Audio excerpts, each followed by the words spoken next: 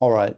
Professor Tsuchiya, you mentioned rules and norms and institutions, because of course this isn't just about a question of economic competition in the market or even government investment or support for specific industries. I mean, there are intergovernmental agreements, networks being formed to try and protect not just individual countries' economic security, but again, these networks of like-minded companies.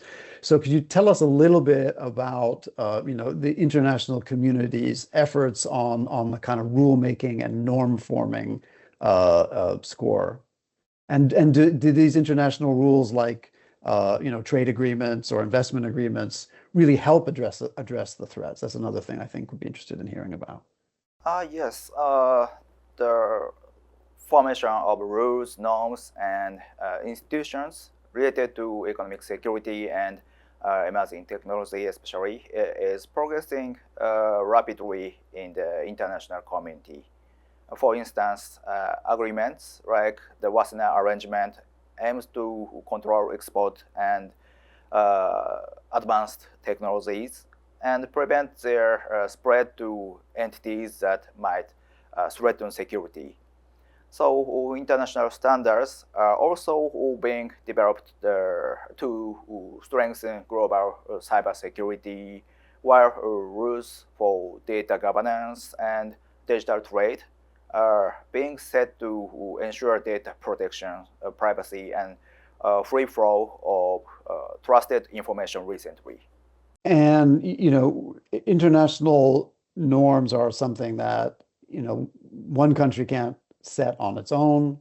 And I think the fact that we're having this discussion, we're recording this discussion a few days before the new Donald Trump takes over as American president for the second time, makes that a particularly kind of fraught discussion because international rules and norms are not something that he's famously a fan of. Uh, how does this economic security discussion, maybe Professor Suzuki, if you want to chime in here, would be great.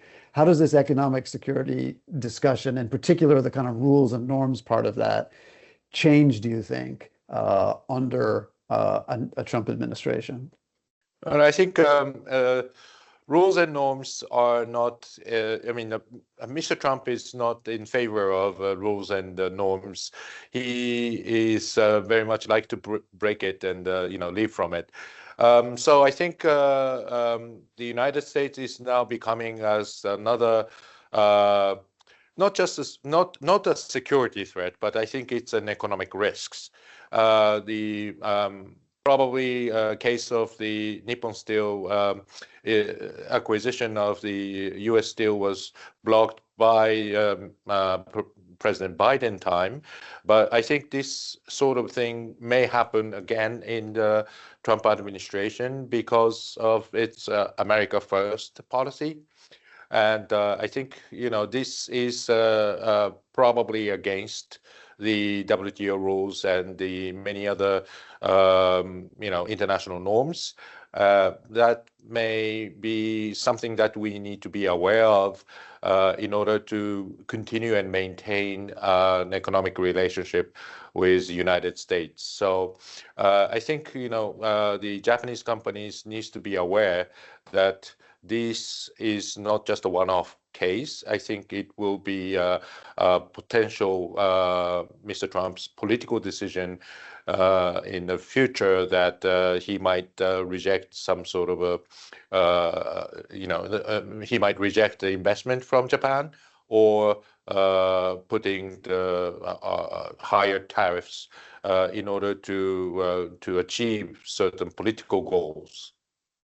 I mean, America First is at least ostensibly a strengthening of American domestic security, both economically and otherwise, but it's at the expense of cooperation, which internationalists would argue is a better way of protecting long-term security, not just for America's allies, but for the U.S. itself. But maybe Professor Tsuchiya, if you wanted to tell us a little bit also about how Trump's reelection affects Japan's economic security in particular, but also maybe more broadly.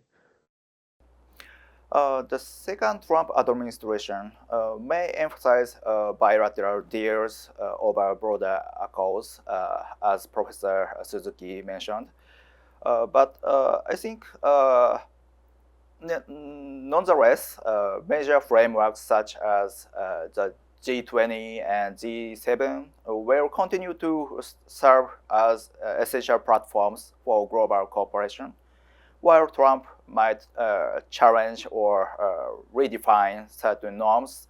The US chairmanship of the G20 in 2026 and the G7 in 2027 provides a window of opportunity for shaping the agenda more directly, I think. Does Japan, do you think, have to do more now to shape the agenda? I know that in the first Trump administration, particularly after the president withdrew the United States from the Trans-Pacific Partnership, there was a lot of talk about Japan now having to take up the flag, if you like, for the liberal international order, free trade and all sorts of other things. Are you getting the sense that there's going to be a renewed expectation on Japan to do something similar under the second Trump administration? For Japan, it is becoming more necessary to develop an independent economic security strategy while still maintaining and strengthening its alliance with the United States. Japan must carefully navigate these dynamics to preserve stability. And by taking a proactive role in multilateral forums, Japan can help maintain and stable in the international order, effectively filling gaps left by the United States retrenchment. Professor Suzuki, what do you think? To what degree do you think Japan can and should fill gaps left by American retrenchment? Well, of course, Japan has a huge stake in maintaining the international rules and the norms. And I think Japan, as in the case of after Mr. Trump left TPP, Japan took over the leadership and formulated the CPTPP. I think this was a very good this set a very good precedent that Japan will be take the leading role where bigger countries like United States or China is leaving or detaching from international rules and norms. Japan will play an important role as a leader of the liberal international order. Nevertheless, I think there is quite a difference from Mr. Abe's time and Mr. Ishiba's time. Mr. Abe was very much had a stable domestic political order with the both majority in both houses, and also he was he has a leader of the biggest faction of the Liberal Democratic Party, ruling party.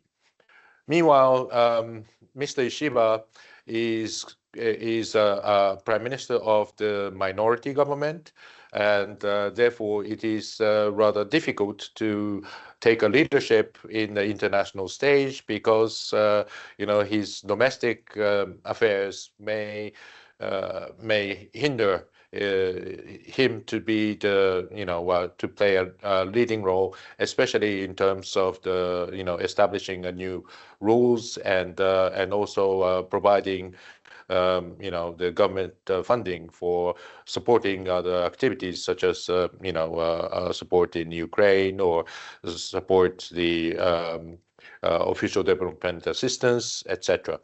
So I think this kind of a political weakness is a difference between Mr. Abe and Mr. Ishiba.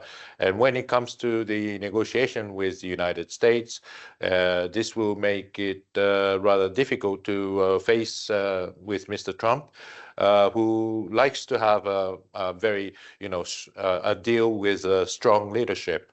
So I think that's somewhat concern of Japan to face, but I think it's at the same time, Mr. Ishiba, who is a veteran politician, may knows how to deal with this situation. So I'm expecting that Mr. Ishiba is taking a leading role in such a difficult circumstances. Right. Thank you. Yeah. And of course, Japan is not the only country that has had changes of government since the first Trump administration. I think there's generally a sense that, that there's a search on now for who's going to be his, interlocutors and people who can kind of, balance him out a little bit, who maybe don't exist this time around.